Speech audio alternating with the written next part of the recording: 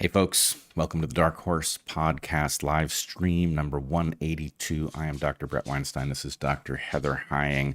We have had some sort of technical glitch happen over on Rumble's end, so we are streaming to YouTube today. Hopefully these problems will be ironed out and we will not face them again. Yes. This is our last live stream until Wednesday, July 9th. No, July 19th, because that would be tomorrow, July 19th, at which point we'll be coming to you regularly on Wednesdays at 11:30 a.m. Pacific. And watch out for a great guest episode of Dark Horse between now and then. No chat today, no chats from now on. We're going to be doing watch parties at our locals from now on, starting on July 19th. So please join us there, and we'll be being active there in the near future, including having watch parties every time we do a live stream there. Looking forward to that. It's going to be good. Yeah, I think it's going to be great. So today's topics include, we're going to talk about some environmental toxins that are disrupting the endocrinological systems and reproductive development of amphibians. But we ask why some people are blissfully assuming that has no reason to have, we have no reason to imagine there would be any effect on mammals, which includes us. So we're gonna do that, and then you also want to talk about chest feeding. Yeah, I want to talk about a number of things, including chest feeding. But before that, I thought we need some proper evolutionary context. So there's a hypothesis I am frequently asked to deliver, and I've taught about it to students, but I think I have not talked about it publicly, about why males have nipples. A great evolutionary mystery that has been pondered over by really everybody who thinks deeply about evolution. So anyway, stay tuned. That will be coming in advance of a discussion of the insights that are now being delivered on the CDC website. Oh boy, are they full of insight. They're full of something. Yeah. Yeah. And they don't even offer nipple teasers like you do. No. This nipple teaser, it's a one-off nipple teaser. So that's, it's bespoke. As I would hope most of them were. Mm-hmm. All right. We are going to do a Q&A today after our regular live stream. So you can ask questions at darkhorsesubmissions.com. And we're going to tell you about all the other ways that you can find us and such at the end, except for our sponsors, who, as usual, we have 3 ads right at the top from sponsors whom we carefully vet. And let us go. I can't speak today. Speaking is only part of the battle. It's a big part of the battle. So 97%, but it's still only part of the battle. It's only by branding. So there's that as well. Exactly, the other 3%. All right. Our first sponsor this week is brand new to us. It's Paleo Valley. Paleo Valley makes a huge range of products. Everything we've tried for them has been terrific, but I'm going to talk about just one of their product lines today, beef sticks. Paleo Valley's beef sticks are 100% grass-fed and finished, entirely organic, and naturally fermented. The meat in these delicious beef snacks come from small American-owned farms that practice rotational grazing. Paleo Valley makes honest, delicious products across the board, and these are just a few of them. While many beef products claim to have been grass-fed, often the cows were only fed grass for a portion of their lives. And meat can be marketed as American-made if it was merely packaged in the U.S. Paleo Valley does not play these tricks. Their beef is from cows born and raised on American soil, entirely on grass, and these beef sticks are truly completely fantastic. They're really delicious. 100% grass-fed beef, like that in Paleo Valley beef sticks, contains more calcium, magnesium, potassium, zinc, phosphorus, beta-carotene, and iron than grain-fed beef. It also has higher levels of several B vitamins, as well as vitamins A, D, E, and K, which are understood to enhance mineral and protein absorption. If you're thinking that Paleo Valley's beef sticks are like Slim Jims, you're wrong. For one thing, unlike Slim Jims, Paleo Valley beef sticks contain no mechanically separated chicken parts. For another, Paleo Valley's beef sticks are actually good for you. Ingredients hiding in most beef sticks and jerky include, and this is not a complete list, MSG, hormones, hydrogenated oils, and brominated vegetable oil, which, if you're wondering what that is, it was first patented as a flame retardant, and now it's in a lot of your food. Not if you buy Paleo Valley, though. Furthermore, virtually every meat snack on the market is made with a processing agent called encapsulated citric acid, ECA, which is included to extend the shelf life of those products. But the health effects of ECA on humans are, to put it mildly, unclear. Instead, Paleo Valley beef sticks uses natural fermentation, which gives the beef sticks a long shelf life without the use of harmful acids and chemicals, and with the added benefit of contributing to a healthy gut. Paleo Valley beef sticks are also keto-friendly, a great protein-rich snack to grab when you're on the go, like running out the door for a meeting or going on a bike ride, and they are utterly delicious. Paleo Valley doesn't cut corners. They source only the highest quality ingredients and are passionate about not only human health, but environmental restoration and animal welfare as well, and they're a family-owned company. Try Paleo Valley's beef sticks today. You'll be so glad that you did. Head over to paleovalley.com/darkhorse for 15% off your entire first order.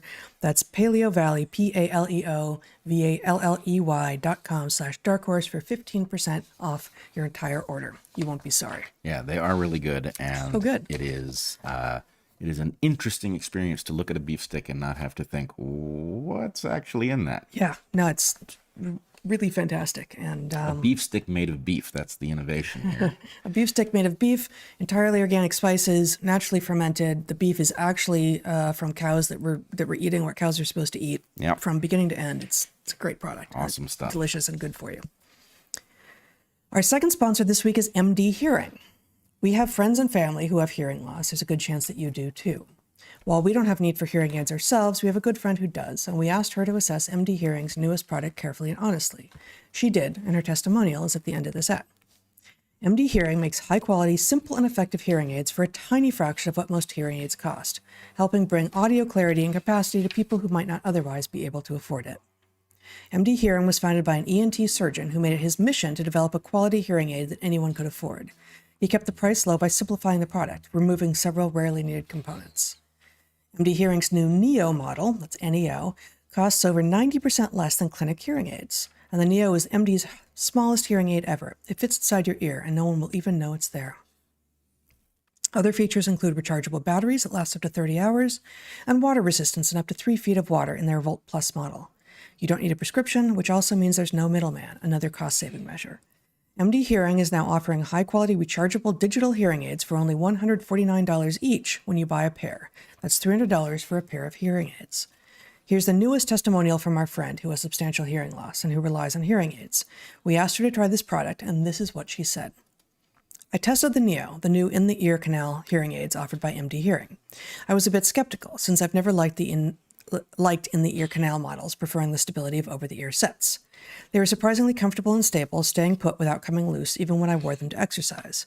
I tried the Neo in several situations, from Discord voice chat to an in-person conversation in a room with a white noise generator, and they passed every test. It is true that they don't have the individual audiogram programming and smartphone integration of my usual hearing aids, but they have everything else for a tiny fraction of the price.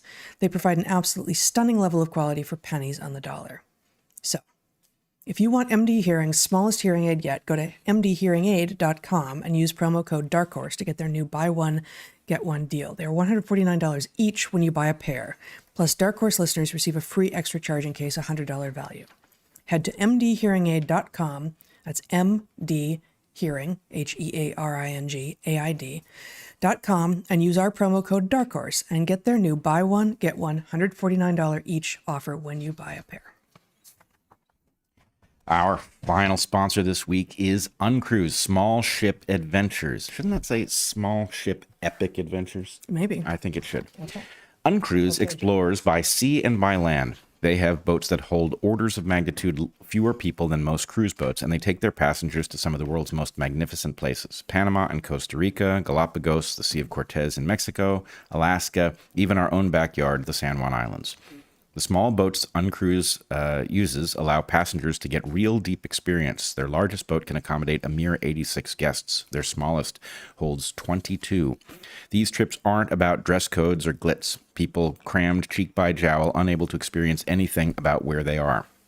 CEO Dan Blanchard's background, story, and ethos are all impressive. He's the real deal. And so is his company. His boats take small groups of people to places that larger boats can't go, and the excursions are designed to bring people into deep nature without destroying it. When we spoke, we talked about the value of wild, roadless nature, about the environmental destruction that much of the cruise industry causes, and about exploration and observation. Our travel standards are very high, in part because we've created and led trips to many of the places that Uncruise goes, and we have seen firsthand what most tours do not match the hype. Our expectations were high for Uncruise, though, and Uncruise did not disappoint. They took us along on a week-long trip through the inland waters of southeast Alaska in early May, from Glacier Bay through the Tongass National Forest and down into Tracy Arm. Uncruise understands that the boat is just a tool. Their small ship cruises take guests through communities, locales on the ground, so that they can have actual experience. We were blown away by what we saw and what we were able to do. We saw sea otters with their pups, mountain goats, eagles in their nests, brown and black bears, puffins, orcas, humpbacks, Arctic terns, too many species to list. And mile after mile of the most breathtaking scenery. It was definitely not a trip for people who want to just look at the view from the deck of a boat, though. Each day we got out into the environment. Hiking, kayaking, skiff touring, and even a cold plunge at the foot of a glacier for those so inclined. And the crew and naturalist guides were, to a person, kind, knowledgeable, and enthusiastic. The food was surprisingly good as well. The food preferences and sensitivities were handled perfectly. And every sailing with Uncruise is all-inclusive. Transportation, drinks, farm-to-table cuisine, daily excursions, everything is included. Uncruise is giving DarkHorse listeners a fantastic deal. $500 off their current cruises, an offer that you can combine with other savings, including their last-minute spring Alaska trips, which are already discounted. So, start planning your next trip with Uncruise today and take advantage of our great offer. Go to uncruise.com/pages/darkhorse. Remember, to save $500 on your trip, go now to uncruise.com/pages/darkhorse. Again, uncruise.com/pages/darkhorse. Awesome. All right. Let's start by talking about herbicides. Yum. Yummy. I remember when it was assumed that if you were a person on the left, you were more likely to be concerned about eating organic, for instance, and more interested in things like farm-to-table cuisine, while understanding that actual farmers were perhaps more likely to be in what the mainstream media dismissively refers to as the flyover states, right? And one of the things that we are seeing clearly now, although I do wonder how long it's actually been happening for, is an utter reversal, really, by many in the mainstream media who are nominally on the left, or at least who still think of themselves as being so, who are simply propping up big ag, big pharma, big everything, big toxin at some umbrella level, and with no apparent recognition that this is what they're doing. They're acting like this is the obvious position that people on the left have. So let's share my screen here for a moment. This is the EPA. Has plugged in. Yep, Sorry. it is plugged in on my end. So the EPA's site talks about atrazine, which is a very common herbicide. In fact, apparently the most commonly used in the U.S. And what the EPA has to say about it is atrazine is a chlorinated triazine systemic herbicide that is used to selectively control annual grasses and broadleaf weeds before they emerge. Pesticide products containing atrazine are registered for use on several agricultural crops, with the highest use on field corn, sweet corn, sorghum, and sugarcane. Additionally, atrazine products are registered for use on wheat, macadamia nuts, and guava, as well as non-agricultural uses such as nursery and ornamental and turf. EPA's oversight of atrazine is dynamic and includes periodic reevaluation through the registration review process. Over the years, EPA has consulted with the FIFRA Scientific Advisory Panel on a variety of atrazine topics. Well, we'll come back to that at the end of this little review of what some of the science, the so-called basic science, as opposed to the applied science, that is the science that is simply trying to understand what is true, as opposed to being driven to develop a product or solve a problem that we know ourselves to have as humans. Some of the basic science has been for a long time warning of the dangers of atrazine. And in fact, enough so that we actually talked about it, and we recently responded to a question in a Q&A about this, but we actually talked about this briefly in our book, Hunter-Gatherer's Guide to the 21st Century. I'm going to read this Just one paragraph from, this is at the end of most of the chapters in our book, which came out in 2021. We have what we call the corrective lens. So given the subject of the chapter, in this case it's sex and gender, what might you do to help you resolve whatever issues you might have that stem from a hyper-novel modern environment, and get yourself back into a state that is healthier and more productive. So one of our corrective lens points, finishing the sex and gender chapter in Hunter-Gatherer's Guide to the 21st Century, is keep contaminants away from fetuses and children. In several species of frogs, there is an established relationship between exposure to common environmental contaminants like atrazine, an herbicide, and an increase in hermaphroditic individuals.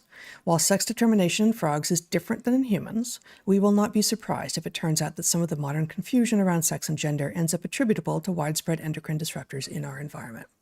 And we have a footnote there, an endnote,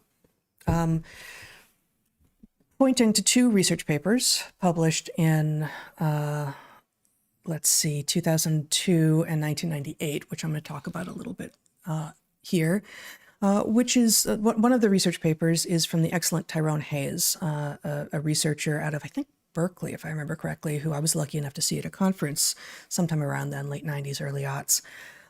He's an excellent scientist and also a very dynamic speaker, which always helps. And he was already on this drumbeat back in 2002. So here's the paper that we referenced in Hunter-Gatherer's Guide. Hayes et al., indeed he was at Berkeley, at least at the time. This is published in PNAS, Proceedings of the National Academy of Sciences, which for those not in the know, if you care, you can tell that. I figured that because it was communicated by, in this case, David Wake. You have to be a member of the National Academy of Sciences to publish in Proceedings of the National Academy of Sciences, or be recommended by someone who is, and they have a limited number of recommendations they can make per year. I don't remember what it is. But the title of this paper, published in 2002, is Hermaphroditic Demasculinized Frogs After Exposure to the Herbicide Atrazine at Low Ecologically Relevant Doses. And the paper is excellent. I'm not going to walk us through this in depth. There are a number of papers I just want to point to here. But that title says a lot of it right there. Atrazine, which we've already talked about what the EPA says it is, and it's on a majority of corn crops and many wheat crops and sugarcane as well. Not allowed to be on crops that are certified organic, but it spreads easily, as we shall learn, through the air, through the soil, and through water. And what we have is, after exposure to atrazine at what they're calling low ecologically relevant doses, which is to say we had been told that you needed high exposure in order for it to make any difference, frogs are ending up hermaphroditic and demasculinized after such exposure. Now, as we say in Hunter-Gatherer's Guide, the mechanisms of sex determination in frogs are different from that in humans, but they too are vertebrates with two and only two sexes. And while the mechanism by which what sex an individual frog is not, well, in some frogs it actually is, but it's a different origin of chromosomal sex determination in some cases, and it's a environmental sex determination in others. Still, it is logical to imagine that if other vertebrates are experiencing reproductive difficulties and endocrinological disruption after exposure to low doses of atrazine, that we too should be concerned about the effects on other vertebrates. So I would just point out that there is a question here about the presumption of safety versus harm. And especially when you are dealing with a pesticide, you're dealing with something that is biologically active enough to disrupt an organism that is a threat to a crop. And what one hopes for, of course, is something that disrupts a mechanism that is so unique to the pest that it is not disruptive of other things in the environment and human health and physiology. Mm-hmm. But it's very hard to do that because biology is, we are all related, and biology is conservative. It builds on mechanisms that, unite us. And of course, there are mechanisms that evolve after our split from a different clade. And you might occasionally happen on one of these things. But one should basically assume that something effective enough at disrupting pests has a likelihood of interacting with human physiology in ways that are unpredictable and may take a very long time to discover if you have a system that is immune to perverse incentives, looking for the evidence that it either does or does not cause such a disruption. Yes. And indeed, although the mechanism of sex determination is separately evolved in frogs and in humans, the pathways of masculinization and feminization and the hormones that are relevant in those pathways, everything from the androgens, including testosterone, androstenedione, to the estrogens and progesterone, oxytocin, the other steroid hormones, all of these things well predate the last time that frogs and humans had a most recent common ancestor. So there's plenty that is older than the most recent common ancestor of frogs and humans, even though the particular ways that it is determined whether individuals become male or female are different. Let me just show everyone a few more papers here. Next year, we have Hayes again, the Hayes lab out of Berkeley. Atrazine-induced hermaphroditism at 0.1 parts per billion in American leopard frogs, amphibians, laboratory and field evidence. And just the beginning of the abstract here, atrazine is the most commonly used herbicide in the United States and probably the world. Atrazine contamination is widespread and can be present in excess of 1 parts per billion, even in precipitation and in areas where it is not used. In the current study, we showed that atrazine exposure at greater than 0.1 parts per billion resulted in retarded gonadal development, that is gonadal dysgenesis, and testicular oogenesis, hermaphroditism, in leopard frogs. And slower developing males even experienced oocyte growth, vitellogenesis. Okay, so that is reproductive chaos induced by atrazine at very, very low levels in the environment, even in places where it has never been applied, in leopard frogs. Okay.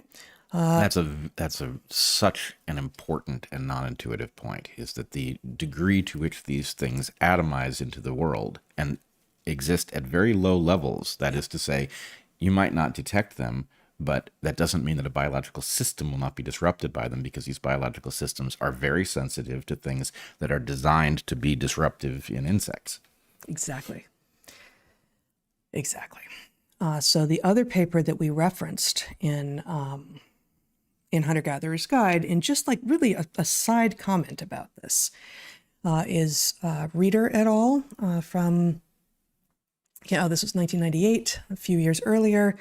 Forms and prevalence of intersexuality and effects of environmental contaminants on sexuality in cricket frogs, Acris crepitans.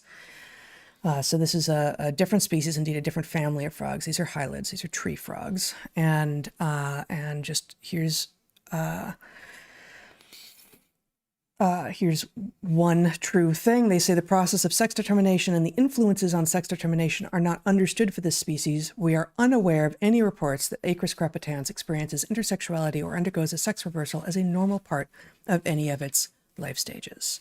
Whereas they are finding, and they're specifically looking at PCBs and PCDFs, but they are finding intersexuality, general, again, reproductive chaos, and endocrine disruption as a result of exposure in very low amounts. So I want to unpack a little bit of the expectation here, the evolutionary expectation. Mm-hmm.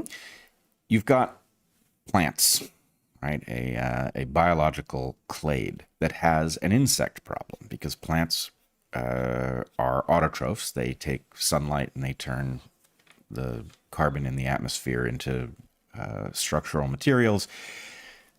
Insects don't do this. So insects have to eat something. Many of them eat plants, right? It's one of the go-to things. And in order to eat plants, insects have to be able to withstand the poisons that plants introduce in order to prevent insects from eating them. So insects... The so-called secondary compounds that plants put into themselves in order specifically to not be eaten. Right. So secondary compound, if you're a biologist and you find a compound inside of a given plant and that compound doesn't do anything in the plant. It's not part of photosynthesis or respiration. If it's just existing there without obvious explanation, the explanation tends to be that it is a poison designed to disrupt the physiology of herbivores, especially insects, in order to reduce the amount of material lost to these parasites. So insects and plants have been involved in an arms race over this very thing since long before there were vertebrates. I think that's a fair statement. Yes. Yes. So the point is, you should expect plants to create very effective toxins and insects to be very resistant to them, which is why it is hard to deal with pests with insecticides, because A, it's hard to come up with anything that overcomes the amazing architecture that insects have devised to detoxify this stuff. And if you do, they have an evolutionary preparedness to evolve past the whatever defense you have deployed. And so, much as pathogens will tend to evolve out from under the killing effects of antibiotics, insects will, if possible, find a way to evolve out from under the killing effects of herbicides. right. So what you tend to end up doing, if you come up with an herbicide that actually works enough to be useful, it tends to be extremely toxic and highly complex, enough to defeat this system in insects. So at the point you've discovered something good enough to be an insecticide, you ought to be really worried about the safety of this stuff around other biological organisms. Well, but luckily insects are an entirely different evolution of life, and therefore what affects them doesn't affect us.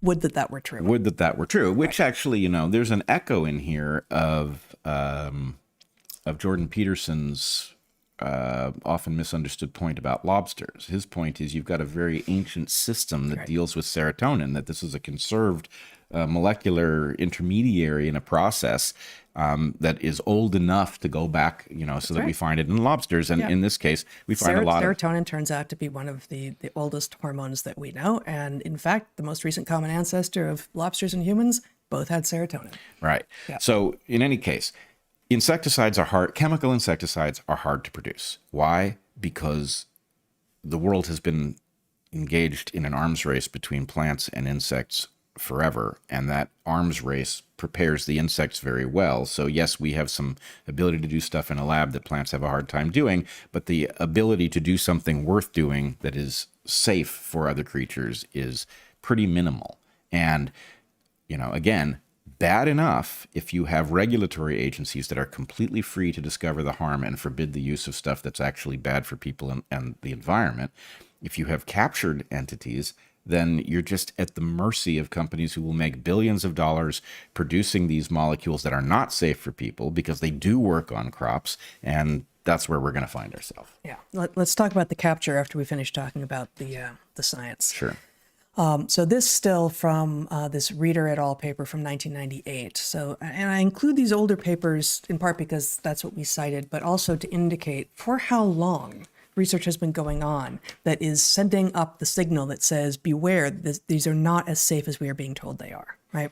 So a couple more pieces from the Reader et al. 1998 paper, which I have apparently subtitled, "They're Making the Frogs Militant." I see on my screen here for those who are carefully reading. Sex ratios of cricket frogs shortly after metamorphosis strongly favor females, as was the case at the control sites in Study B. However, at the sites contaminated by PCBs and PCDFs, there was a striking sex ratio reversal in juvenile cricket frogs, resulting in a high number of males. So, sex ratio reversal is a stunning result that apparently is emerging after exposure to some of these environmental contaminants. And then feminization due to estrogenic and or anti-androgenic contaminants has been well documented in many species of vertebrates. And they've got, this is again from 1998, so these are all going to be older than 1998 references, and I'm going to scroll down and show us those. Various congeners, various congeners and mixtures of PCBs, PCDFs, and PCDDs possess a spectrum of estrogenic, anti-estrogenic, and anti-androgenic effects. We knew a lot of this a long time ago. Okay, so these references, and this is only a tiny bit of the references that are out there, but this very Article sites include number 5, DDT-induced feminization of gull embryos. So that's from 1981. DDT, of course, famously is off the market, but most of these things aren't. Off the market in the U.S. It is still used elsewhere. Yeah. 20. Environmentally persistent alkyl phenolic compounds are estrogenic. That's from 1994. Synergistic activation of estrogen receptor with combinations of environmental chemicals from 1996. Reference 22, we have developmental abnormalities of the gonad and abnormal sex hormone concentrations in juvenile alligators from contaminated and control lakes in Florida from 1994.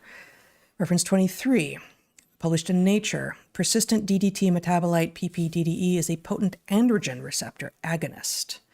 And then we have just a few more, and this is again not exhaustive, from 1979, estrogenic properties of DDT and its analogs. We have factors affecting mammary tumor incidence in chlortriazine-treated female rats, hormonal properties, dosage, and animal strain. We have an ecological study of the cricket frog, 1984. Diethylstilbestrol associated defects in murine genital tract development. That's mice. So now we're talking actually about mammals, from 1985, and in utero and lactational exposure of male rats to one of these toxins. And I think, and that paper is this, and it effects on spermatogenesis and reproductive capability. So many people will have heard tangentially or not so tangentially about lowering T levels, lowering fertility in men across the world, where, well, one of the sets of explanatory factors is right here. So a couple more pieces of the sort of expected, oh, go ahead. And that research was published in 1992. 92. Yeah. As you say, we've known about this for a very long time. Very long time. So you've got insects, most of which are involved in parasitizing plants. So they've been engaged in this arms race that we've been talking about. In comparison, and you're going to help me here as the herpetologist, frogs... Should have brought my alligator hat. Well, always. Yeah. But frogs are almost entirely predatory. Entirely? Is it one of these things where there's no exceptions or close to it? Actually, this a new piece of research that I've been wanting to talk about forever is a new piece of work that suggests some pollinating frogs. Pollinating. But it's one out of 4,500, 5,000 species of frogs. Well, that doesn't even necessarily mean that they're not. It could be that they're pollinating. They're going after insects that are in flowers, and they end up doing some pollinating. They may be herbivorous. It's sort of I need to look into it more. Let's just say the vast majority of them are hunters. Vast majority are insectivores. There are some that eat some larger prey, but the point is they are not herbivores. They have not been involved in this arms race with plants for hundreds of millions of years. That's right. I mean, they're second-order herbivores like most of us are. Right, but the point is the insect surviving the encounter with the plant then detoxifies a great majority of the material inside the insect. And when the frog eats the insect, it'll get a little bit of whatever the insect just ate. So it will have dealt with some toxin, but very little, a tiny fraction of what insects deal with. So you would expect something that is built to disrupt insect physiology. And because male and female, despite what the modern academy is claiming to have discovered, male and female go back so far in an unbroken line of dividing things into a binary world of male and female, that those patterns within animals that make you either male or female and not in the middle somewhere, except in rare disrupted cases. Which don't leave direct descendants. Right. So, yes, they exist, but they're errors. Mm-hmm. The world is divided into male and female, not only within animals, but in an unbroken way within Animalia. Mm-hmm. And the point is, okay, so you've got mechanisms that are involved in taking something that is going to be male and going to be female and creating a dichotomous world. You've got plants which can survive better by disrupting something inside of an insect, but it's far easier to distort an insect than it is to kill it outright. Right? So distorting an insect by disrupting some process that causes there to be fewer insects. Gee, what kind of process could you disrupt that would cause there to be fewer insects? How about reproduction? That will make a lot fewer insects. So plants sure have will. explored every possibility here. But the point is, you've got to give them a very high dose to actually do it, because the insects have seen it coming from hundreds of millions of years. The frogs haven't, right? So the point is, the frogs are more like us. And in fact, the frogs are probably more resistant to this stuff than we are, because frogs eating insects do get a little bit of this. They're not in a direct battle with the plants, but they do eat whatever the insects have consumed before the frog eats them. That does point in the might be more resistant direction. Of course, the thing that points in the opposite direction is that being amphibians, amphibios, wherein most species tend to have some part of their life cycle in water and some part on land, some part breathing through the water and some part breathing through the air.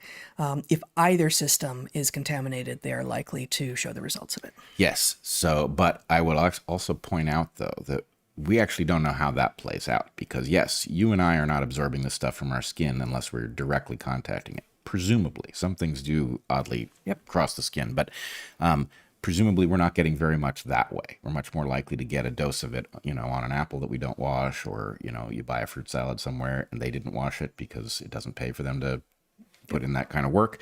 But a fetus is in a weird kind of amphibious relationship with its mother. And so the point is, the placenta, because this stuff is novel, the placenta is not presumably built to be on the lookout for pesticides that the mother has breathed in and taken a little bit into her blood, because that wouldn't have been a feature of the ancestral environment. At least it would have been very uncommon for nature to create such an interaction.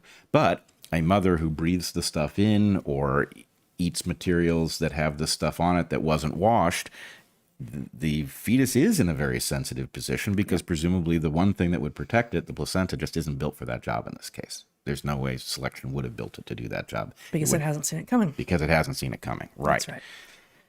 So the story continues to get worse. Oh, no. We have known, researchers have been doing the research that shows that atrazine and several other chemicals, of which I have talked about a few here, definitely disrupt reproduction and endocrine systems in amphibians, at least. And furthermore, there's a lot of research about the persistence of, for instance, atrazine in soil and water. Here we have, let me make this a little bit bigger, then you can show my screen here, Zach. Published in 2011, we have a Jablanowski et al. Paper called "Still Present After All These Years, Persistence plus Potential Toxicity Raise Questions About the Use of Atrazine." The abstract reads, "As one of the world's most heavily applied herbicides, atrazine is still a matter of controversy. Since it is regularly found in ground and drinking water, as well as in seawater and the ice of remote areas, it has become the subject of continuous concern due to its potential endocrine and carcinogenic activity. Current findings prove long-held suspicions that this compound persists for decades in soil. Due to the high amount applied annually all over the world, the soil burden of this compound is considered to be tremendous, representing a potential long-term threat to the environment. The persistence of chemicals such as atrazine has long been underestimated. Do we need to reconsider the environmental risk?" So this paper, again, is published 12 years ago. And here are just a few more things from it. Additionally, recent evidence of endocrine disruption, activity of atrazine itself, and environmentally relevant concentrations is cause for serious concerns. In terms of a precautionary approach, we believe that the further use of atrazine should be halted or greatly curtailed. Atrazine and its metabolites can persist in water and soil for decades. Even more than 18 years after it was banned in Germany, atrazine remains the most abundant pesticide in groundwater samples. I think I have one more. Oh, no, that's it. Yeah, that's it for that paper. So we know it's disrupting endocrine systems in other vertebrates. We know it persists for decades after it has stopped being used in the soil and is found in seawater, in remote ice. So it is everywhere. And even in, for instance, Europe, which banned it a number of years ago, they still see it in their soil. So in light of all that, let's go to one of our most trusted news sources, shall we? This a true slayer of mis, dis, and malinformation.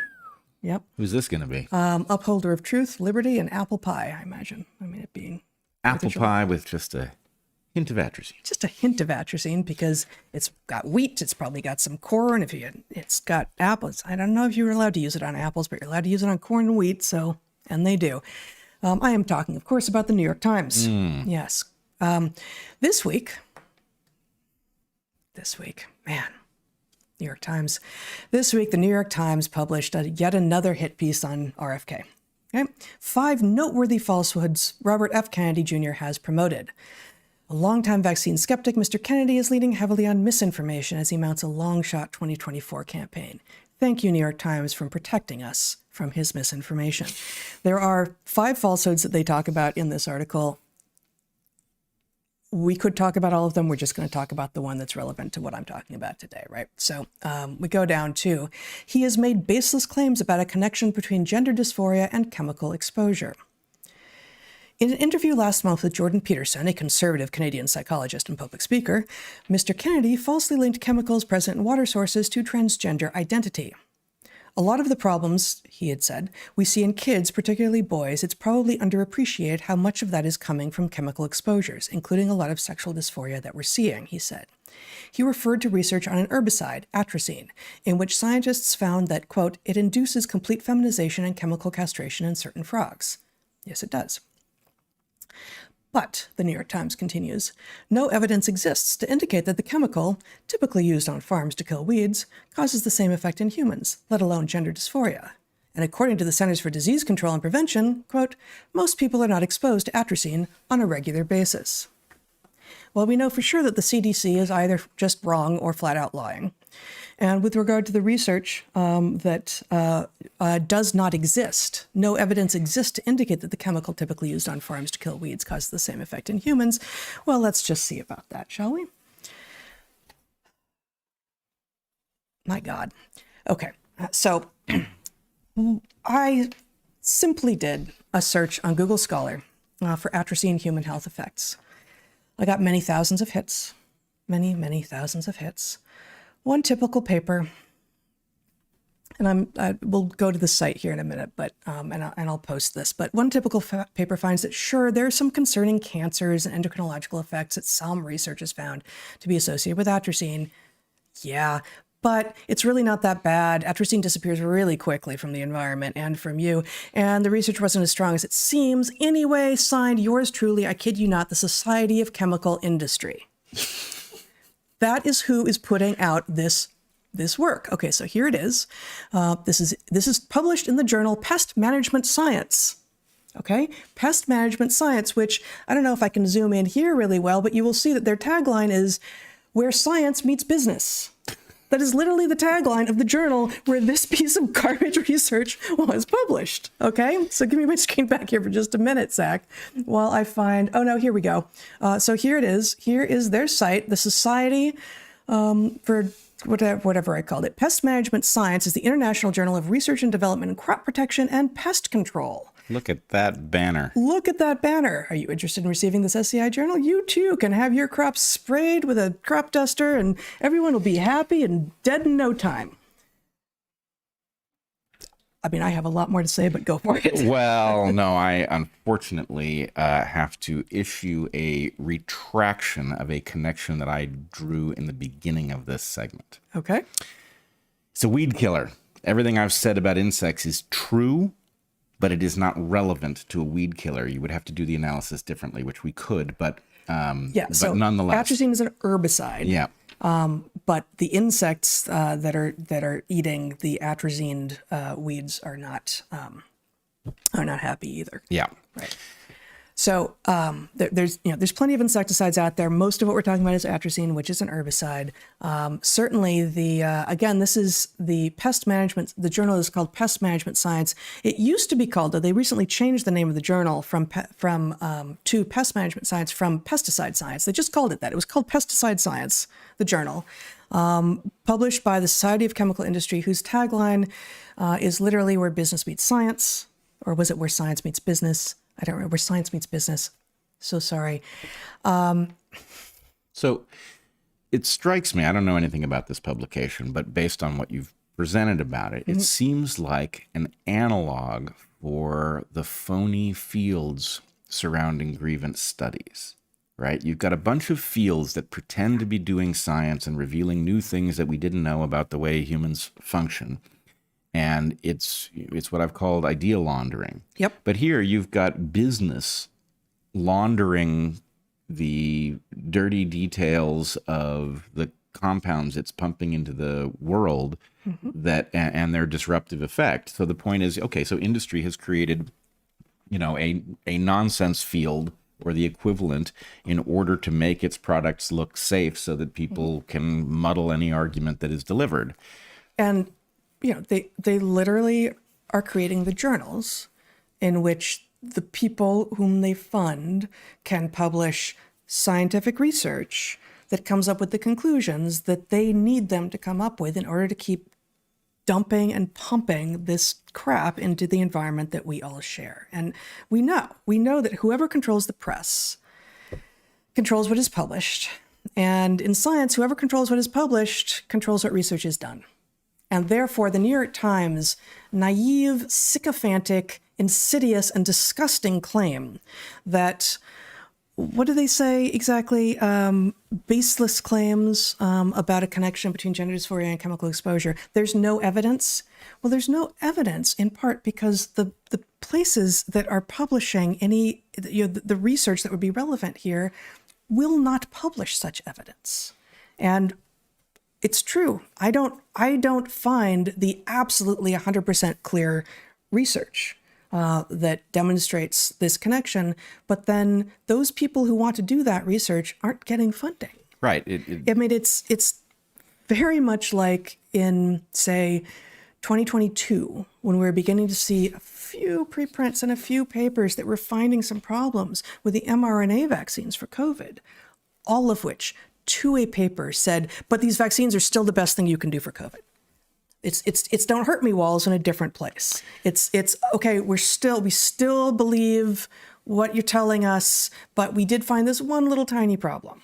And that's the kind of research you're going to get in journals like this.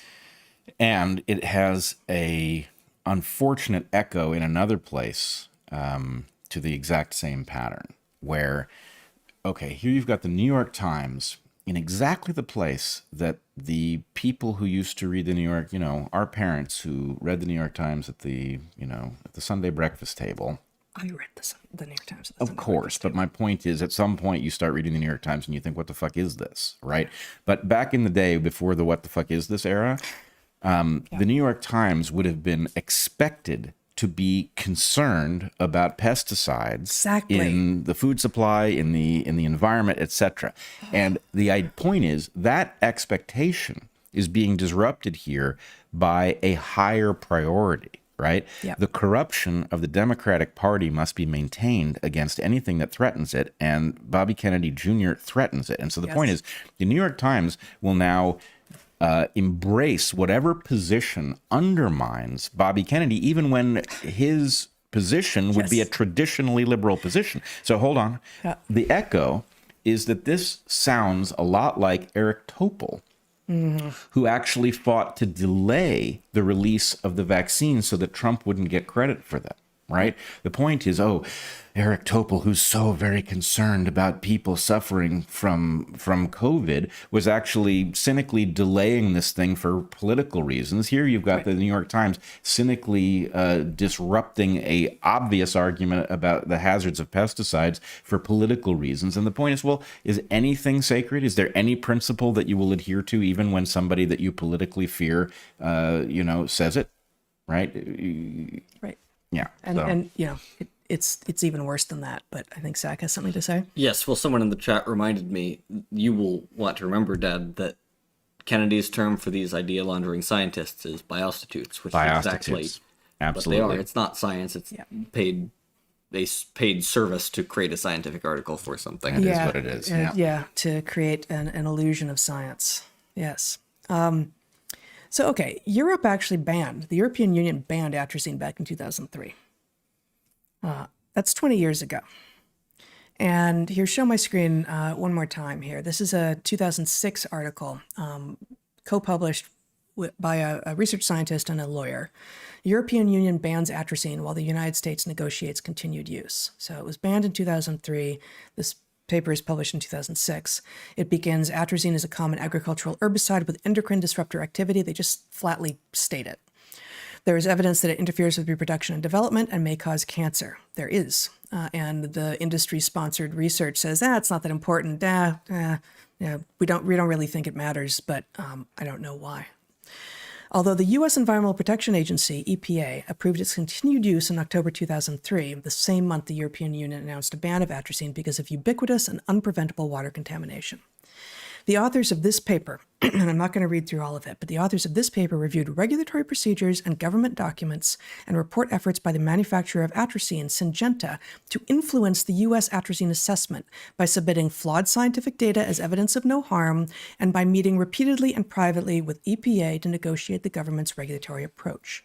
Many of the details of these negotiations continue to be withheld from the public, despite EPA regulations and federal open government laws that require such decisions to be made in the open. One more little piece from this paper. Despite statutory requirements that agency advisory committees must be objective and publicly transparent, EPA officials held approximately 50 private meetings with Syngenta regarding atrazine in 2003. EPA established and utilized 2 advisory committees composed only of representatives of Syngenta and EPA without any public representation. EPA's 2003 approval of atrazine relied on the final recommendations of these 2 committees, characterized by EPA as joint efforts between EPA and Syngenta to determine how atrazine should be regulated and where it should be monitored. Yeah, that.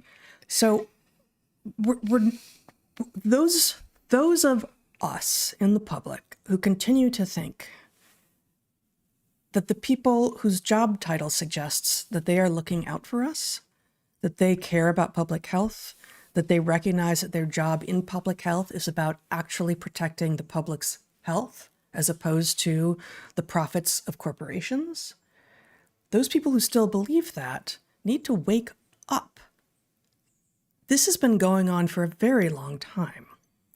And for a very long time, there's been no one watching out for what's in our food, what's on our crops, what's in our water, what's in our air. We have the regulatory agencies, but they're doing exactly the opposite of what they're supposed to be doing.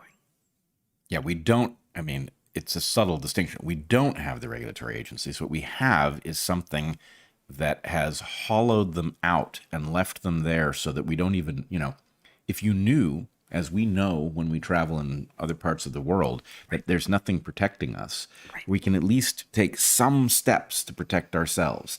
But when you have something that is ostensibly doing the job, that is specifically not doing the job, in fact, it's doing the inverse of the job, you get the danger of the false sense of security and the full exposure to this stuff. I'm reminded of what I used to say, and then when we taught study abroad together, what we used to say to students before taking them out of the country. And it's an unintuitive point, which is that, we're going to a land with many fewer lawyers than the land in which you grew up. And therefore you have to take greater responsibility for your own safety. And I wonder if you want to explore that a little bit, because I think it's relevant here precisely because what we are finding is that cryptically on actually the most important issues, we here in the weird world, including the US, have been living in a land effectively without regulation forever, even though we don't have like the gringo traps, the giant potholes that you might find on the street in Venezuela, for instance. Yeah, so let me lay out a bit of the framework here. You have a system in which lawyers are empowered to find harm, to find causes of action, and to pursue it in a court on behalf of a class or an individual who's been harmed. That can result in a very unpleasant relationship with lawyers because they're constantly looking for opportunity. But the point is that system in which lawyers are empowered to get paid for doing this does do a good job of discovering connections that can be established well enough for a court to see them and to recognize them as justifying of a remedy. Yes. So we have a system that has been very safe, what Heather's calling a gringo trap. It's a joke. The joke is if you're in Latin America, sometimes you will find a hole in the sidewalk, often with rebar sticking out of it, Right. And the idea is that, any person who's grown up in such an environment is not on their phone in danger of falling into one of these things because actually they've been trained that the sidewalk isn't as safe as it might be. But in an environment where you got lawyers looking for causes of action, the sidewalks tend to be pretty safe, right? So there is this expectation of safety that is now completely out of phase for anything subtle or delayed, right? There's an obsession with our safety at the instantaneous level and a complete indifference to our safety in the long term, right? Hence the madness surrounding mRNA vaccines, which were obviously a danger whose full extent we couldn't know for decades, right? And over an obsession with respect to COVID in the moment. This comparison results in a complete mismapping by citizens who feel the nanny state trying to protect them from little things all the time. They don't realize what benefit they get from it, but they also don't realize it does not correctly predict how well protected you are from subtle things, right? They can shorten your life. They can cause your children to have terrible deformities, and you can't prove the connection, so they don't get dealt with. Yep. And it's no one's job to deal with those things.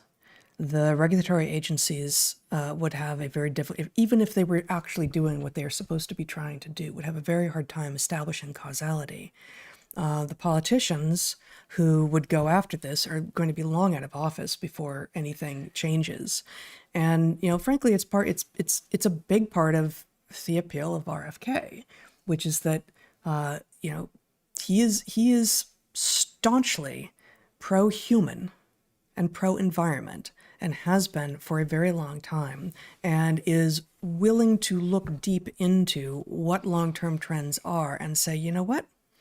It's not that I'm saying you can't ever put stuff on your crops or you can't ever vaccinate your children. It's that we deserve to have those processes and products be safety tested before we do so. Like, why? How did we end up reversing? How did we end up making the default position be, we're going to add anything we want, and we're going to inject anything we want, and we're going to have you take anything we want you to take, and the burden is on you to prove that it's not okay in order to opt out, as opposed to the default assumption is opt out, don't put that on my food, don't put that in my body until you've actually done the safety testing that needs to be done. So we have the wrong presumption. You also have to establish these things in a slanted academic environment, right? Yes. So, and I want to pick up on the concept of opting out because it's really the central one here, right? Let's suppose that you and I, as biologists, look at this and we say, oh, there's no way that's safe. There's no way that's safe. It is too fundamentally disruptive of biology that is longstanding, etc. I don't want any part of it. I certainly don't want my kids to have any part of it. I want out. You can't even opt out. That's right. Right? What would you have to do to substantially opt out? Well, you'd have to stop eating in restaurants. Maybe you'd have to keep your windows closed and filter the air, right? You can't control what people are spraying on their crops and opt out. The point is these processes don't know boundaries. Diffusion happens. The stuff persists way longer than we think it does.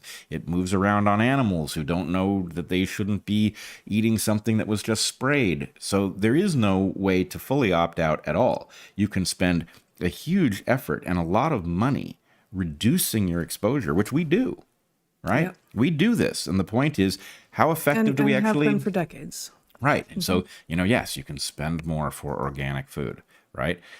And there is a huge push. There's a huge, presumably industry-sponsored push to make fun of people who insist on eating organic. There's no demonstrated benefit from eating organic. There's no nutritional difference. We didn't say nutritional difference. We said hazard. And I also don't believe that. Right. I don't really believe it either because for lots of reasons. Yes. For one thing, a Roundup Ready crop has, trade-off wise been compromised in order to induce this one characteristic that's agriculturally desirable at a financial level. So yes, there will be nutritional differences, but it doesn't matter if there are nutritional differences. Yeah. What if I don't want Parkinson's disease and I suspect that pesticides are involved in creating Parkinson's disease? How much do I have to alter my life to really eliminate those things? Mm-hmm. Radically, It's just not possible to do it completely, and to do it substantially is a radical increase in your expenses, and it shouldn't be this way.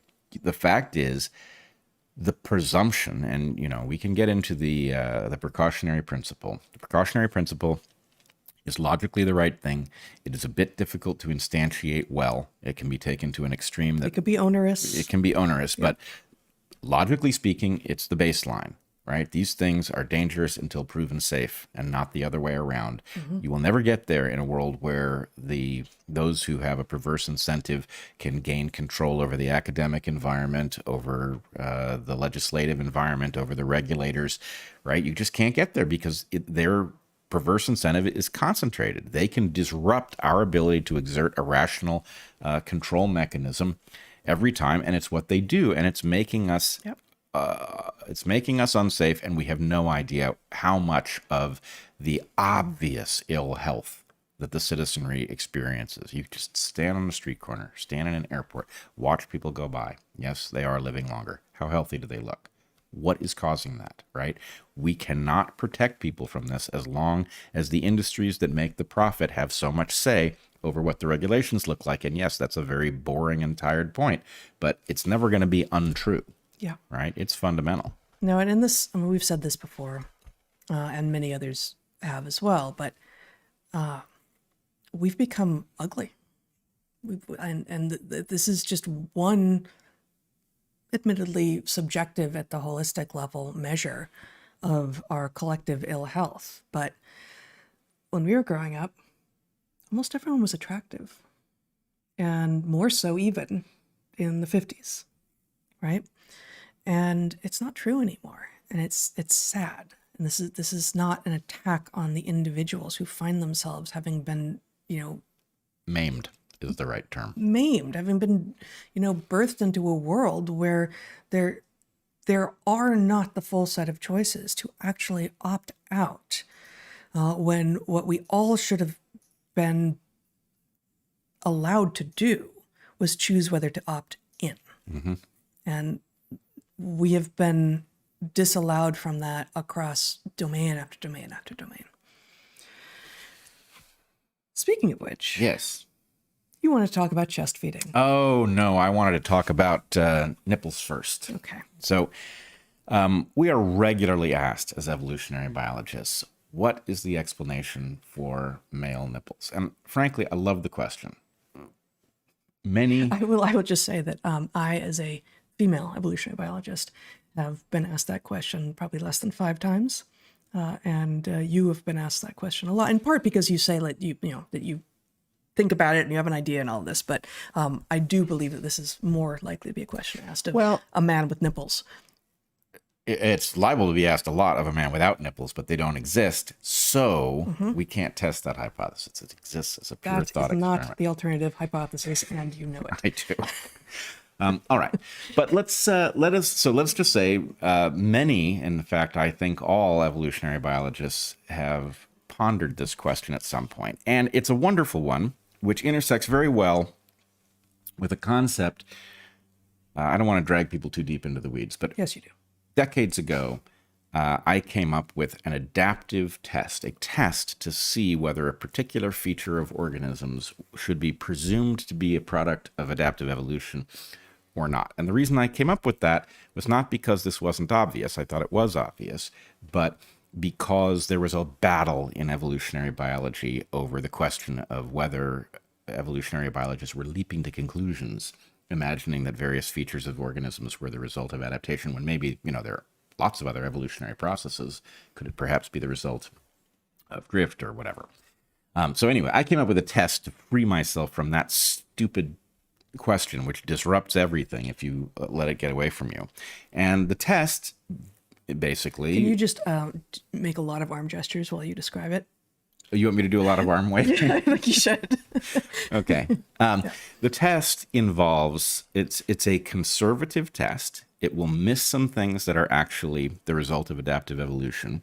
And it is not 100% conclusive. It will lead you to the correct presumption if you apply the test correctly. And it is conservative in it's got a fail-safe in it. So it basically asks whether several characteristics can be found inside of a particular trait. So let's say we're talking about the, I should have gotten an image for this, but there is an extinct reptile, a dinosaur epoch reptile called a pelycosaur, which has a sail on its back. This was a clade. There were lots of different pelycosaurs. But anyway, Heather will bring up a picture of a pelycosaur. So these animals had a sail on their back. We don't know what the sail was for because there are no pelycosaurs that we can observe or, bring to the laboratory or anything like that. So we are left with this structure and no ability to run a test in the present on what it does.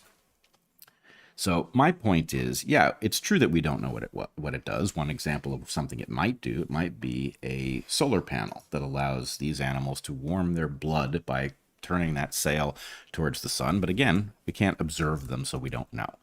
But my point is that question, the mystery surrounding what the sail on the back of a pelycosaur does, is not the same question as whether or not it is the product of adaptive evolution.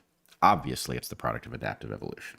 And the test to show that this is the correct presumption is, does it involve high levels of complexity?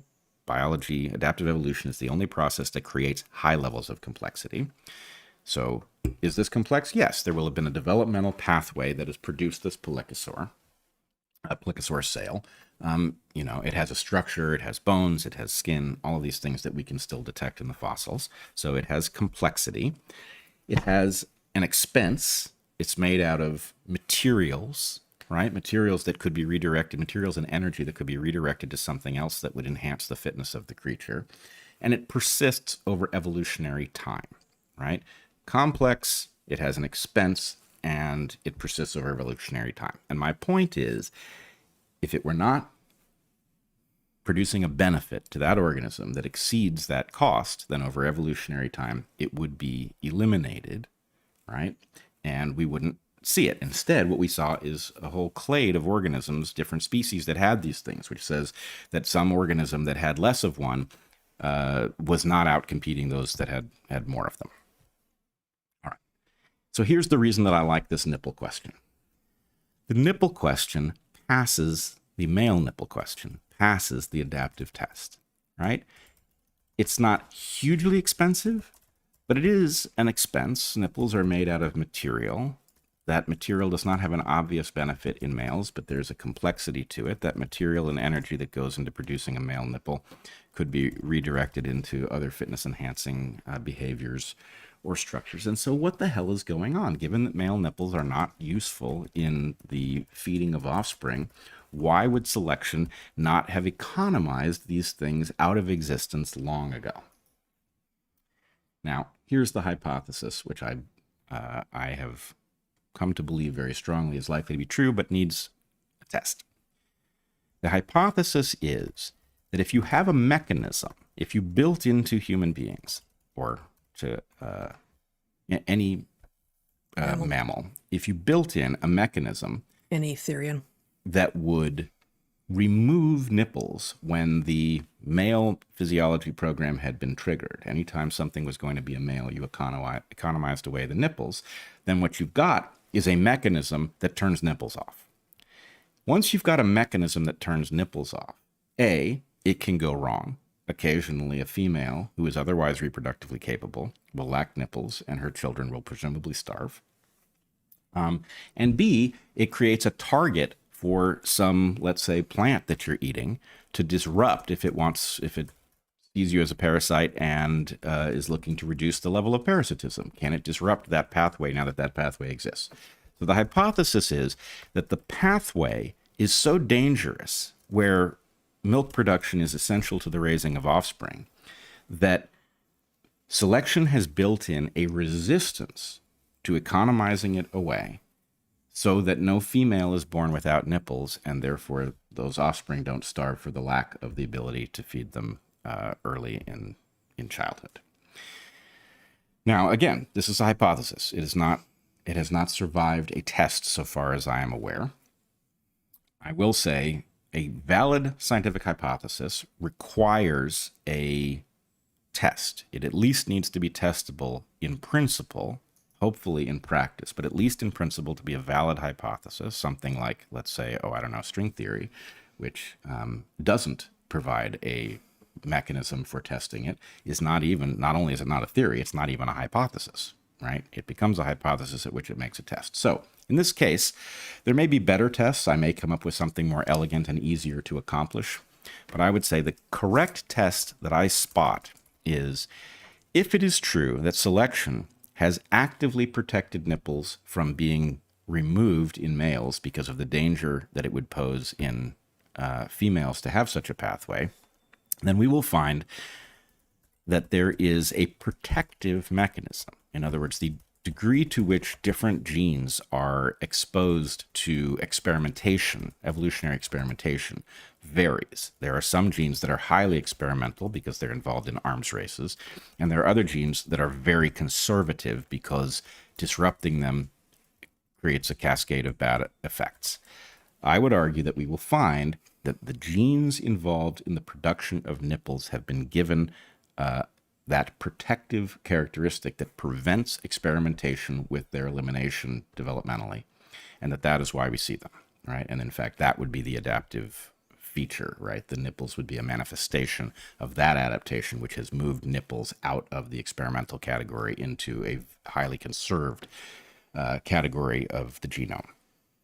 Conserved. It's not exactly a question of low evolvability, but it's about a sort of a separate kind of conservatism around what could be changed. It's hard to operationalize, in part because we don't. There's so many possible mechanisms by which that might happen. But the prediction then that you are making for your hypothesis is that there will be something to be specified upon discovery that is producing lower rates of change in those genes than in adjacent, otherwise comparable genes that do something else. Yeah, I wouldn't say adjacent because one of the things that happens is that genes get moved around the genome to protect them from experimentation. I would point out, though, in thinking about this morning, this is what I'm really arguing for is the inverse of what I have elsewhere called an explorer mode. Right? Explorer modes are places where evolution looks around design space for solutions at in a direct way. This is a place where such experimentation is reduced, and it creates a kind of genetic sacredness or some other kind. It creates a taboo around genetic experimentation. But in any case, that's the basic hypothesis. All right.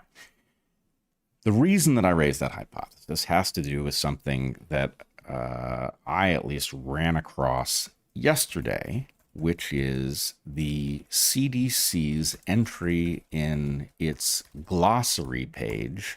Zach, do you want to show it?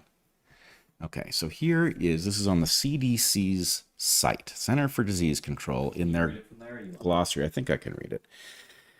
So the glossary has 3 entries that I'm showing here. Breastfeeding, the practice of feeding an infant or young child breast milk directly from the breast. Also, see chest feeding, nursing. And then next entry, breast milk / human milk, right? Breast milk is no longer sufficient. Milk produced by the human mammary glands to feed infants and young children. Breast milk and human milk can be used interchangeably. And then third is chest feeding, a term used by many masculine-identified trans people to describe the act of feeding their baby from their chest, regardless of whether they have had chest / top surgery to alter or remove mammary tissue. That's terrible. But that's not even complete. Because the story this week was this, I think, this dude who's been on estrogens who's been feeding whatever thing is coming out of his nipples, this baby. Right. And so anyway, my point about the glossary, though, is that what we've got is the CDC. So I tweeted yesterday that 10 years ago, if hackers had breached the CDC website's wall that they could have put something this absurd on the CDC's page, as an act of as a prank, as an act of vandalism, but that effectively vandals have taken over the CDC, right? Yeah. Now, there are a couple things worth extrapolating from this. One, there is a game being played here. Weeks ago, we talked about the absurdity of chest feeding. We collectively, we also talked about it on DarkHorse, but we were talking about chest feeding, which at the time, what we were talking about were trans men.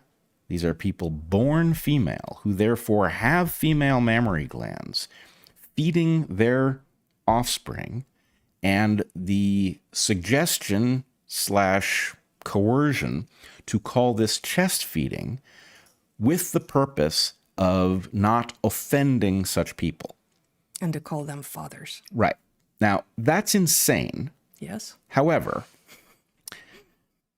you are at least talking about biological females feeding infants with female breasts, and then we are talking about what to call them, right? Right, and that's what's in the glossary as well. No, because the glossary is opening the door to whatever it is that is being delivered being considered feeding.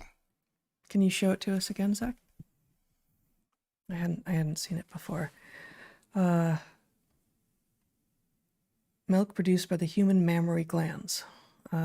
So, I don't know what is coming out of that guy's chest. Yeah. But even if he's had fake boobs put on, he doesn't actually have mammary tissue.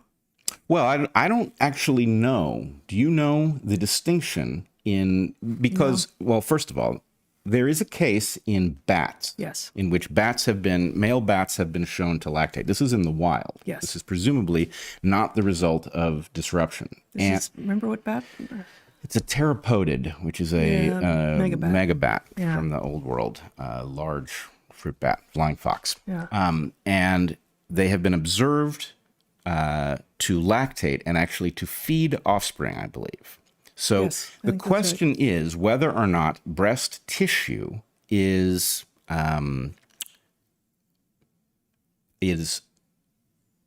fundamentally different, or whether it is basically latent mammary tissue that can be activated.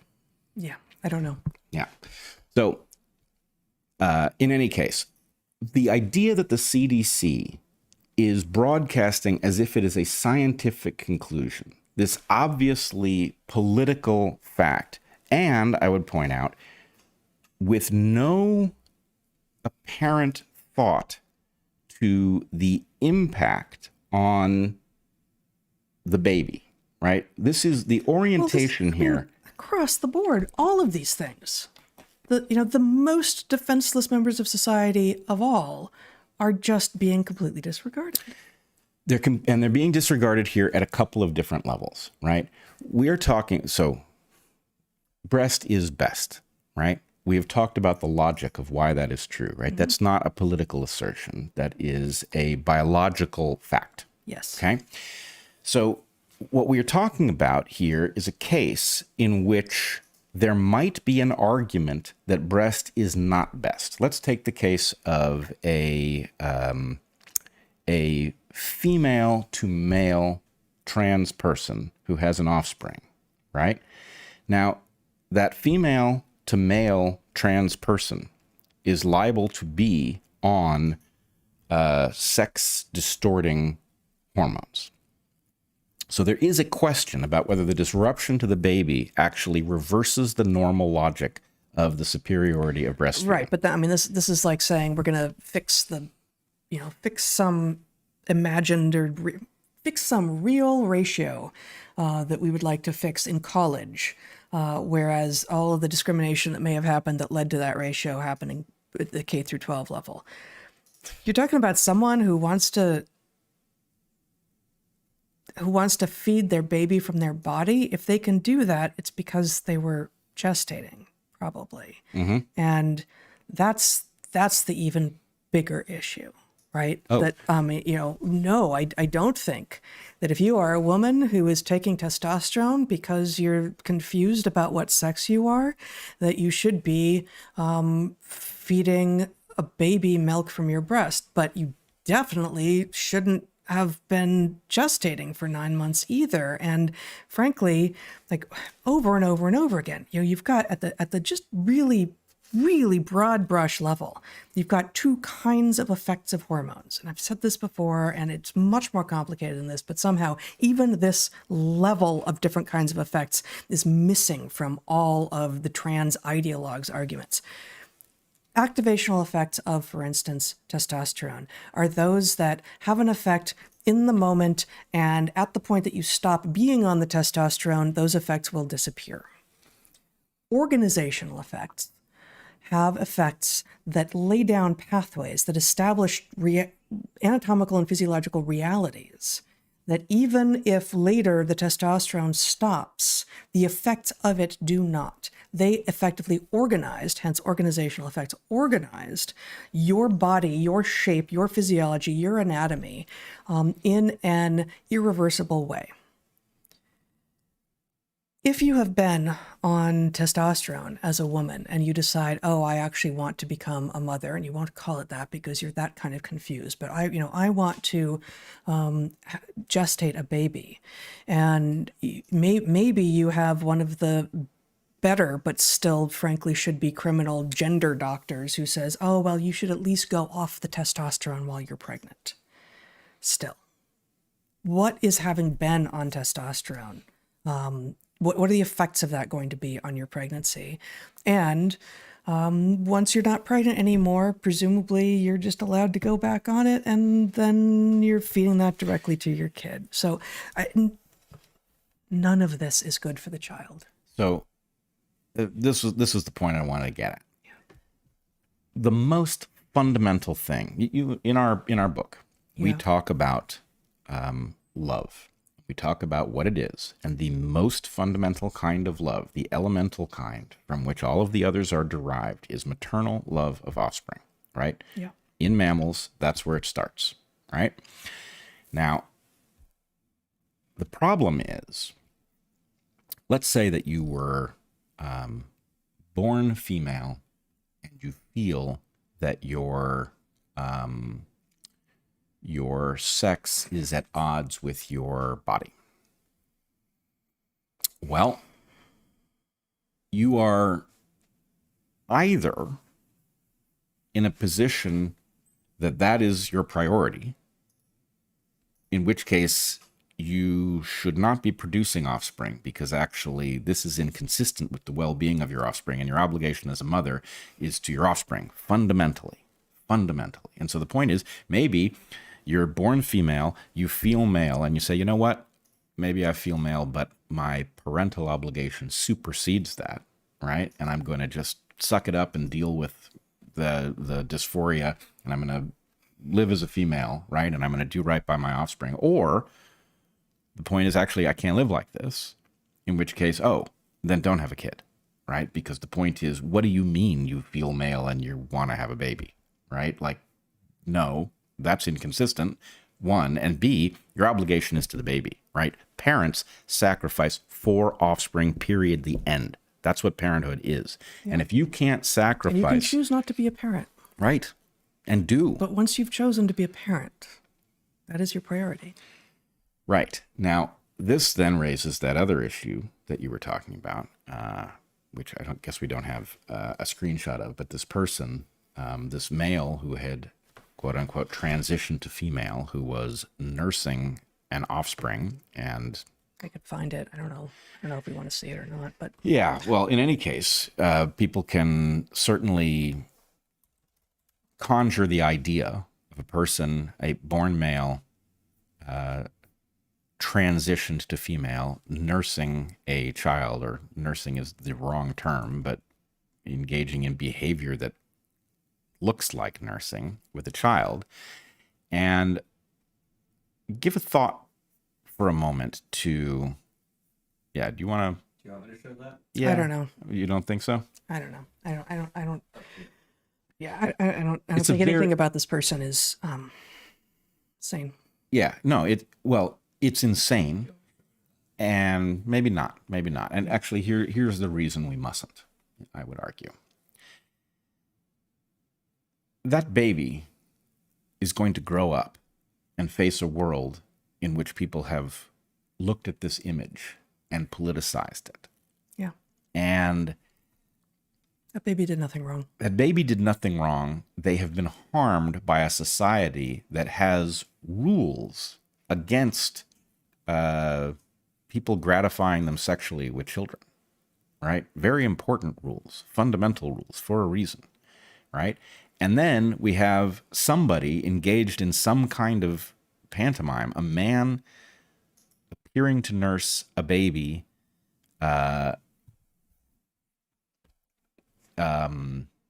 with no thought to what the impact on that baby will be, not only of the behavior itself, but of the fact of having been observed in this person's self-gratification at whatever level it existed. I mean, it's the reveal that there's no parenting going on, that parenting needs to have a selflessness at its core, a recognition that it's not all about you anymore. And at some point it will become entirely not about you and entirely about your child, and you have to prioritize them. And instead, what we are doing now is reveling in narcissism, reveling in selfishness, and in, well, I feel like this, and therefore I get to have what I want.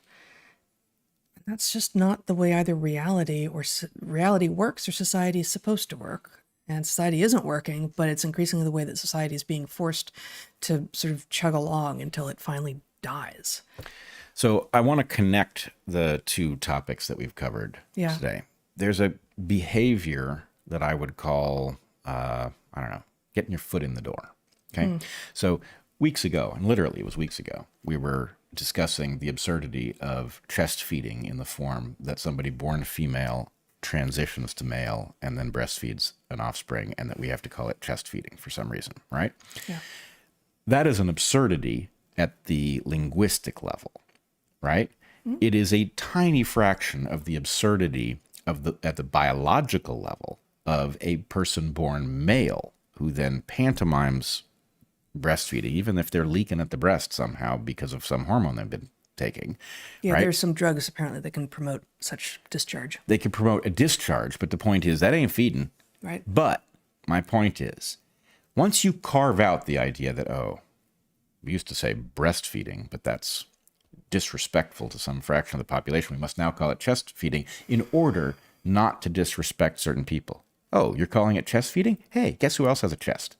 Right? Now you've got some dude leaking at the breast, right? Photographing himself. And the point is, you said you're okay with chest feeding. How is this not chest feeding? And the point is, you got your foot in the door with people born female who want to nurse children and don't want to have it called breastfeeding because it's disrespectful. And now you got dudes doing it. You got your foot in the door and then you kick the thing wide open. Here's the connection to the other topic. The GMO industry, Monsanto in particular, created a market for itself with Roundup Ready crops. Yep. Right? Roundup Ready crops are crops that have been engineered to tolerate an herbicide that weeds cannot tolerate, right? That's the technology.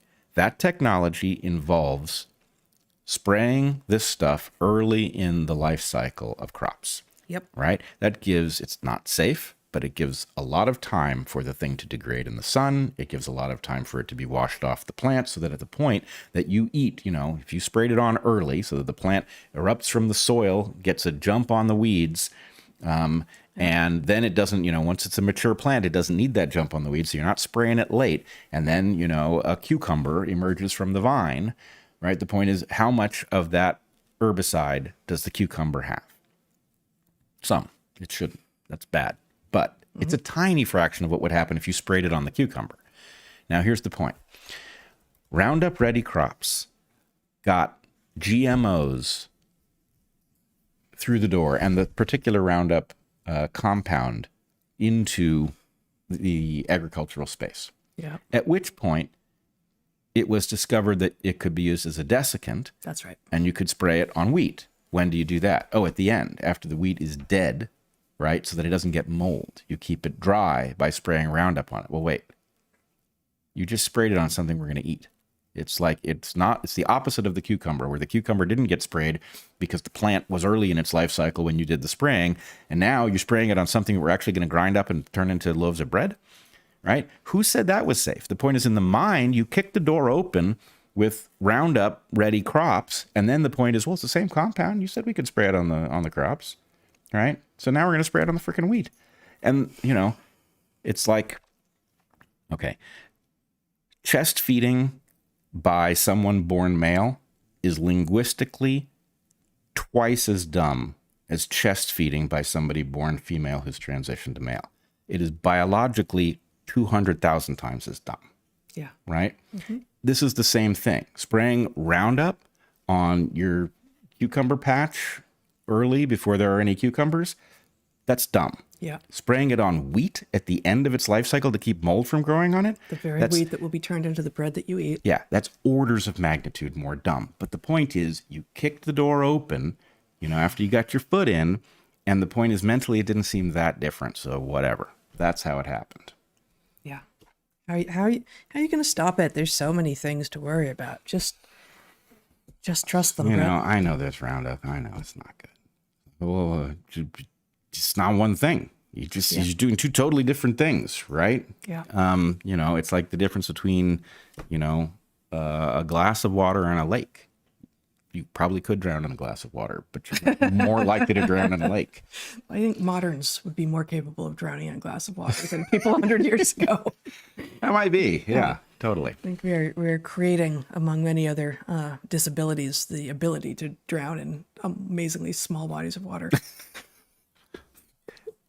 Does seem to be what we're working up towards. Is there anything can we make this a little bit more upbeat before we're not going to be back for a week and a half, and this is terrible.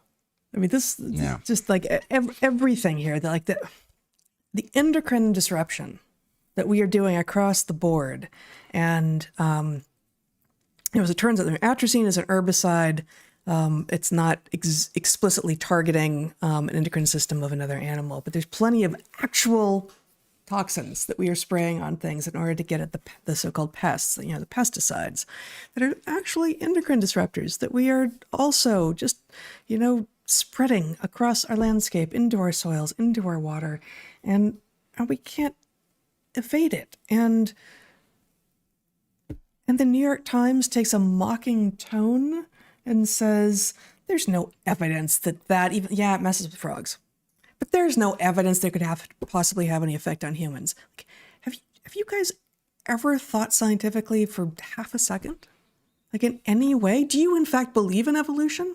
You claim to be the ones who are all about evolution. I don't think you understand a damn thing. Yeah.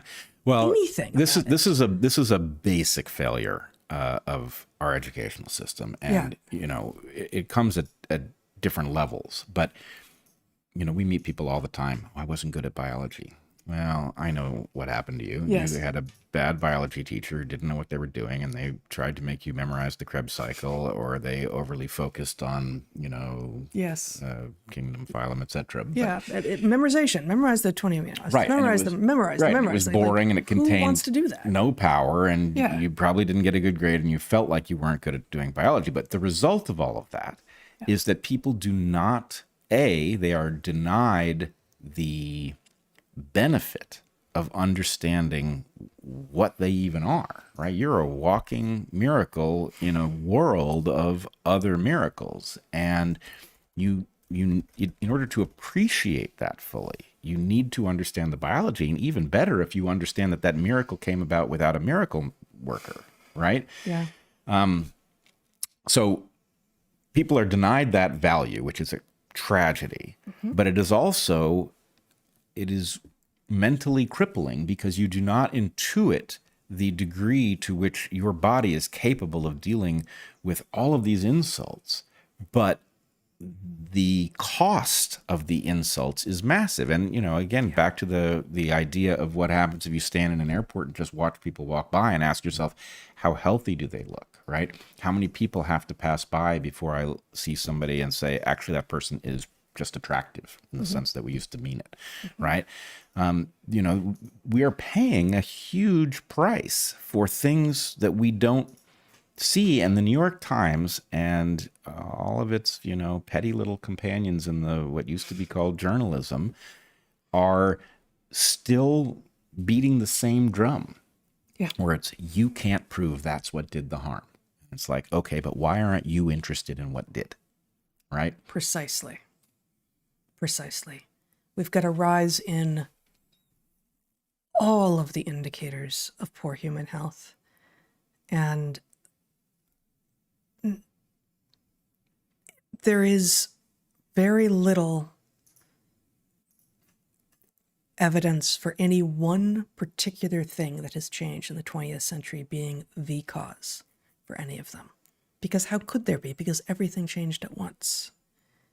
But what we did do was we started spraying our lands and filling our water and filling our bodies with a bunch of chemicals, many of which are actually known to be endocrine disruptors and reproductive development halters and chaos agents. And unfortunately, it's worse than that. One of the things, it's always worse than that. One of the things that we do touch on in our book, and I think is eventually going to become a much broader field, is there are all sorts of things that are capable of doing biological damage that do not come in the form of physical interference or physiological disruption at the chemical level, right? Like light levels, like noise pollution, right? That there is a kind of disruption that you can do to a biological organism, that hypernovelty basically exists throughout a wide spectrum of possible mechanisms of interference that we do not intuit. When you flip a light switch, you do not feel like you could be doing anything that could do biological damage, right? Are you telling me that being exposed to light does biological damage? It does informational damage, right? You don't intuit it. What we can see is only a tiny fraction of what the electromagnetic spectrum is. And we feel vaguely, unconsciously, subconsciously, after a long time inside that something's not quite right, but we can't see the difference with some light. With some light, we can even see it, but for a lot of light, we can't see it, but we feel it. Our health is affected. Well, but not only that, you've got the difference in the spectrum, which has been edited down to that which you can directly perceive, because that's what causes you to buy the bulb, in the shop. We've got the frequency of the flickering, which you can't see, but has impacts. We've got the implication about what time of day it is based on the spectrum of the light. There are all kinds of ways that electric light can be destructive, and we don't intuit it because we tend to think of creatures with the partially correct analogy to machines, right? Lots of people say, "Oh, we're not machines, we're not computers." I actually think we are. We are not machines in the narrow sense of a car, but we are aqueous machines and computers, and fantastically, self-building, right? Okay, you're a machine, but you're also a self-building machine, right? How easy is it to disrupt I don't us? like the word machine here. I know, but the basic point is our intuitions are crappy over what can possibly do damage, and that has made it very easy for people who have a perverse incentive to get in the road of establishing that actually there's a kind of harm that is indirect but profound. And that's where we are, is we're having the same argument again and again, where the people with the perverse incentives are in a position to overwhelm our ability to establish that actually this is bad for us. Yep. I don't know what to say to make it to bring us back up before we end. I thought that was pretty uplifting. No, you didn't. All right, maybe I didn't. Even the dog is disgusted. He's like, I'm out of here. Yeah. I want to go outside and bark at something. Man's greatest invention. Yeah, can I go bark at the CDC? Please. Yeah, they won't listen though. All right. We are going to take a 15-minute break and then come back with a short, probably today, live Q&A. Ask questions at darkhorsesubmissions.com. We're going to be gone for a week and a half. Come back on Wednesday, July 19th, 11:30 a.m. Pacific. And we'll be doing a watch party, which is where the chat-like thing will be happening from now on Locals. So join us there. And find us lots more places, including we'll have another guest episode coming out before our next live stream. And right here at DarkHorse. I, of course, write at naturalselections.substack.com. We have Twitter subscriptions up for Bret. Twitter subscriptions, which are almost impossible to see, so you have to go looking for it. So anyway, please do that. We have darkhorsestore.org with various awesome merchandise. PSYOP until proven otherwise. Saddle up the dire wolves, we ride tonight. Pfizer, the breakthroughs never stop. Just some of the things that you can find there at darkhorsestore.org. Shirts, bags, stickers, all the things. We, of course, have this book, which we talked about some today, Hunter-Gatherer's Guide to the 21st Century, available everywhere. And you can get signed copies at Darvel's here in the San Juan Islands on Orcas. And they, of course, have a website, too, so you can order signed copies from them. And we are going to begin to encourage people on our Patreons to go over to Locals, but we are not going to shut down our Patreon. So we're going to have a last private Q&A based out of my Patreon this month on the last Sunday of the month. And then we're going to hopefully try to encourage everyone to go there, but to go to Locals.